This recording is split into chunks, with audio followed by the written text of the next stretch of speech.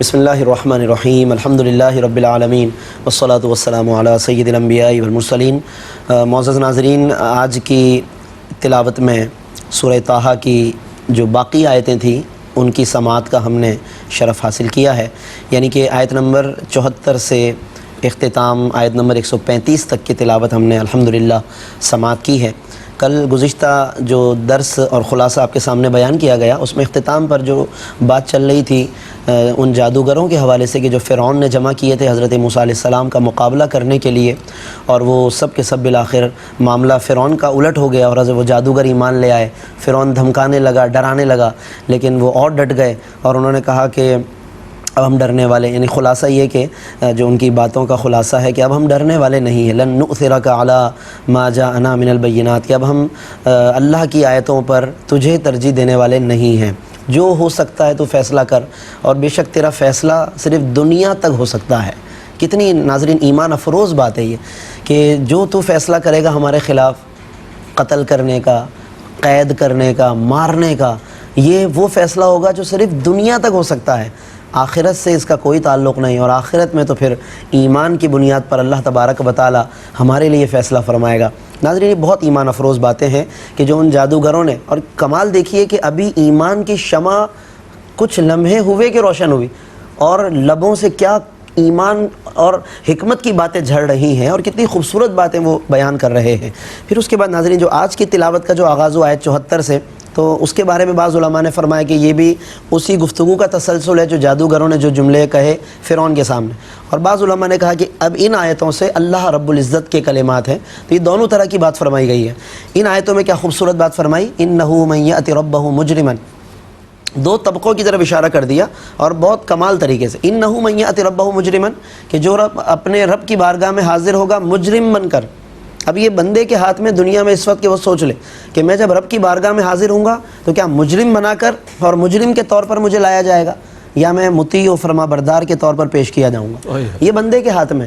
اور پھر اس میں پھر دونوں باتوں میں غور کر لے، کیونکہ قرآن کہہ چکا ہے کہ وَہَدَيْنَاهُ النَّجْدَيْنِ، ہم نے دونوں راستے تمہارے لیے واضح کر دیے ہیں۔ اب ان دونوں راستوں کا الگ الگ طریقہ یا نتیجہ کیا ہے، انہ من یأت ربہ مجرما، جو مجرم بن کر آئے گا فإن لہ جہنم لا یموت فیہا ولا یحیا، اس کے لیے پھر جہنم ہے جس میں نہ وہ مرے گا نہ جیے گا، یعنی نہ مرنے کا نہ جینے کا۔ وہ ایسی عجیب و غریب سچویشن ہے دوزخ میں۔ اللہ تعالی ہم سب کو اپنی حفظ و امان عطا فرمائے۔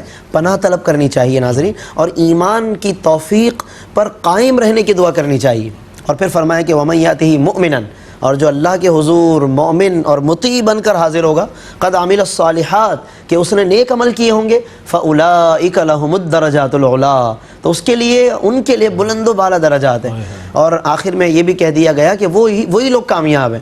تو ناظرین یہ بہت بنیادی کچھ باتوں کی طرف ان آیات میں اشارہ کیا گیا۔ یہ آیت 74 اور 75 ہے، اس کو علیحدہ سے بھی میں ضرور کہوں گا کہ آپ ناظرین پڑھیے گا اس کو، آیت نمبر 74 75 سورہ طٰہٰ کی، کہ یہ ہماری زندگی کا دراصل خلاصہ ہے اور ایک جائزہ ہے جو قرآن نے پیش کیا ہے پورے معاشرے کے حوالے سے، ہمیں ضرور اس کو الگ سے بھی پڑھنا چاہیے۔ پھر اس کے بعد حضرت موسیٰ علیہ السلام کہ جو اپنی قوم کو لے کر جس طریقے سے پھر انہیں روانہ ہونے کا حکم فرمایا گیا، کیونکہ وہ فرعون کا جو مارکا تھا، فرعون کا جو معاملہ تھا، حضرت موسیٰ علیہ السلام بہت اعلیٰ طریقے سے فتح یاب ہو گئے، کامیاب ہو گئے۔ اب اس کے بعد اللہ رب العزت نے حکم فرمایا کہ آپ اپنی قوم کو لے کر اب یہاں سے روانہ ہو جائیے۔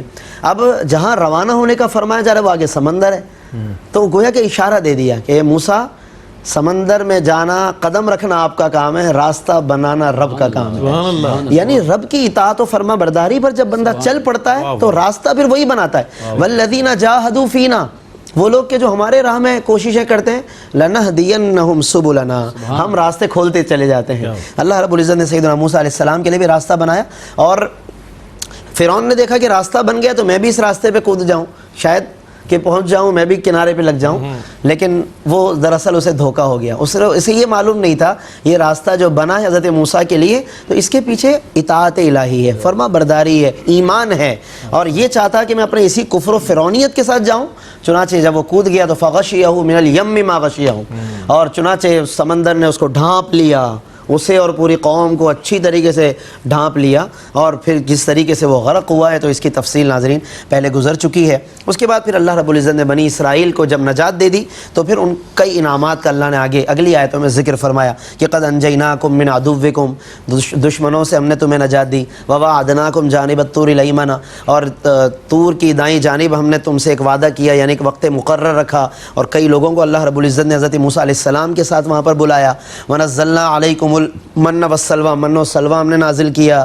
پھر آگے فرمایا کتنی خوبصورت بات، کلوا من طیبات ما رزقناکم، ہم نے اے بنی اسرائیل جو تمہیں پاکیزہ روزی رزق عطا کیا اس کو کھاؤ، لیکن ولا تطغوا فیہ، اس میں سرکشی مت کرنا کہ جب تم سمجھو کہ نعمتیں اب ساری ہماری ہیں، اب ہمیں آسمانوں سے بھی رزق برس رہا ہے، ادھر سے بھی ادھر سے بھی آ رہا ہے، تو پھر جیسے چاہو کرو۔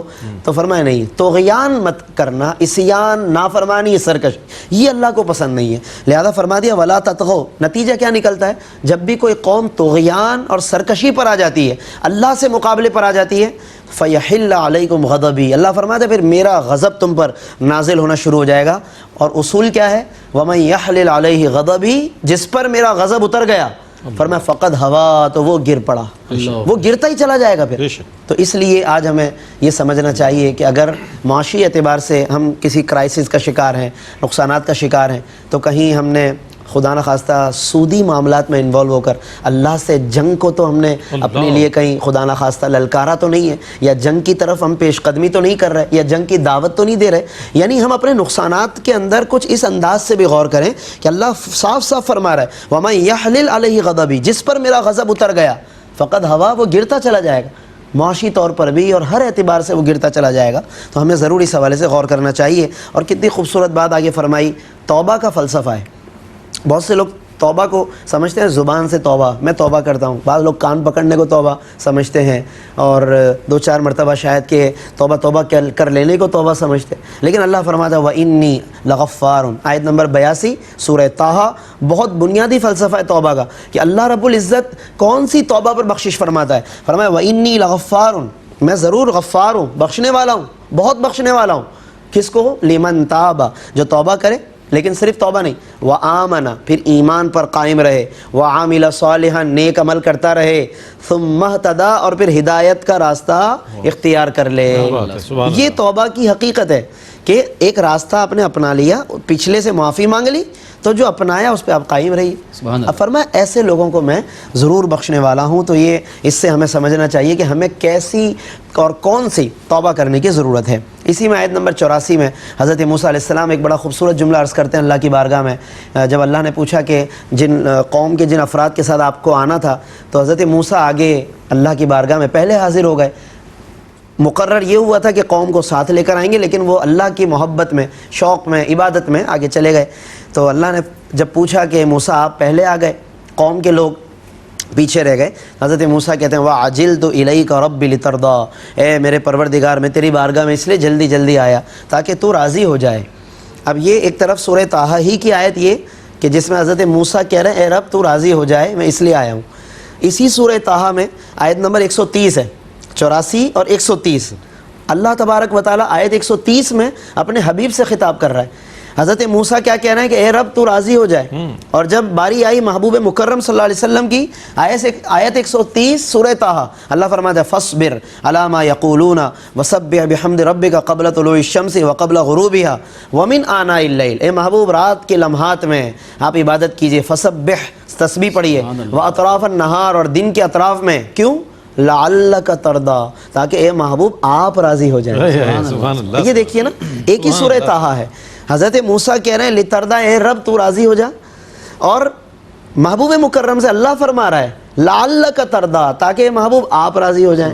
یعنی کہ کتنا خوبصورت انداز ہے، اللہ رب العزت نے اپنے محبوب صلی اللہ علیہ وسلم سے کتنی خوبصورتی کے ساتھ یہ کلام فرمایا ہے۔ پھر اس کے بعد ناظرین، کفار کے جو بے سروپا اعتراضات اکثر و بیشتر وہ کرتے رہتے تھے وقتاً فوقتاً، تو ان اعتراضات میں سے ایک بعض اعتراضات کی طرف اشارہ فرمایا۔ مثلاً وہ پوچھتے تھے کہ جب آپ لوگ کہتے ہیں قیامت آئے گی تو سب کچھ تباہ ہو جائے گا اور یہ ریزہ ریزہ، تو یہ پہاڑ پھر کہاں جائیں گے، اتنے بھاری بھاری پہاڑ؟ اب یہ سوال کر رہے ہیں، تو اللہ نے اس سوال کو ذکر کیا وَيَسْأَلُونَكَ عَنِ الْجِبَالِ، یہ پہاڑوں کے بارے میں بھی آپ سے پوچھتے رہتے ہیں. فقل، فرما دیجئے سَيَنْسِفُهَا رَبِّي نَسْفًا، میرا رب ان کو ریزہ ریزہ فرما دے گا. یعنی رب کی قدرت پر آپ سوال کر رہے ہیں، تو کیا پھر آپ نے رب کو اور رب کی قدرت کو سمجھا ہی نہیں ہے؟ تو رب کی قدرت جب بات کلیئر ہو جاتی ہے، ان اللہ علی کل شیء قدیر، جب ہم بات کہتے ہیں اللہ ہر چیز پر قادر ہے تو بات ختم ہو جاتی ہے. پھر اس کے بعد اللہ نے اس میں مزید قیامت کے کچھ مناظر بیان فرمائے. آگے چل کر آیت نمبر 114 آتی ہے جس میں ایک مشہور جملہ ہے، بچے کی زبان پہ اسکول میں، مدارس میں، تعلیمی شعبے میں ہر جگہ لکھا بھی جاتا ہے، پڑھا بھی جاتا ہے، رب زدنی علما.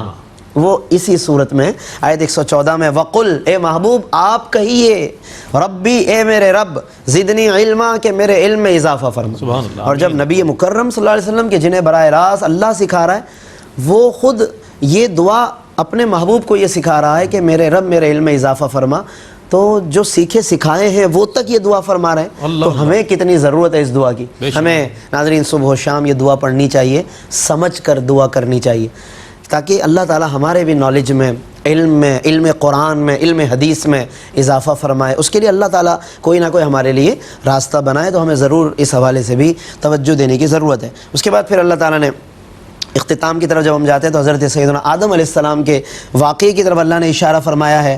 اور حضرت آدم کا واقعہ ناظرین اس لیے بیان کیا، اگر ایک حکمت کی طرف ہم اشارہ کریں کہ تواضع ہے ان کے اندر.